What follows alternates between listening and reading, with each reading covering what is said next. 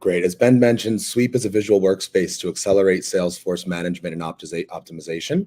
Over the next 3 minutes, we're going to show you how our customers use Sweep to map, plan, and deliver changes in Salesforce, increasing their speed to delivery and productivity by as much as 80%. So here's the scenario we're going to run through. Last second, sales and marketing has dropped on me a note that they're running a buy now promotion, and I need to create a separate process for leads engaging with that promotion. This means different reps handling the leads and a shorter process to capitalize on the high level of intent. So I'm starting with our automatically generated documentation. I've reviewed all the potential downstream impacts, and I'm not going to break anything by building out a new process. So let's get to work.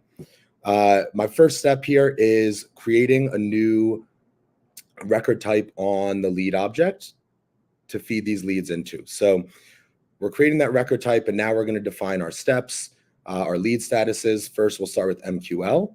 Then sales will begin outreach and ultimately book a meeting. So now that we've defined that process, we're going to go in and add some validation. So in order to move a lead from MQL to outreach, we want that to happen when the activity count field has been increased above 0. And before we have a lead moving into meeting booked, we need to understand what date that meeting is taking place on. And we also want to automate that the record move into meeting booked once that field is filled. Once the lead gets into meeting booked, it's going to convert into an opportunity. So we're going to map that in our visual workspace here.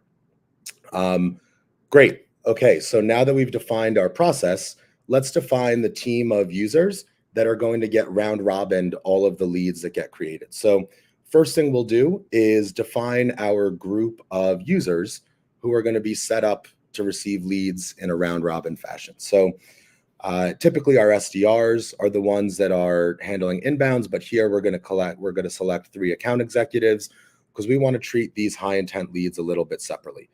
Once we've created this group, now I can reference it in the assignment rule that we're going to build. So in a couple of clicks, we're going to define that every time a new lead record is created, specifically from this record type that we just built, we are going to round robin those leads to that group of users that we just defined.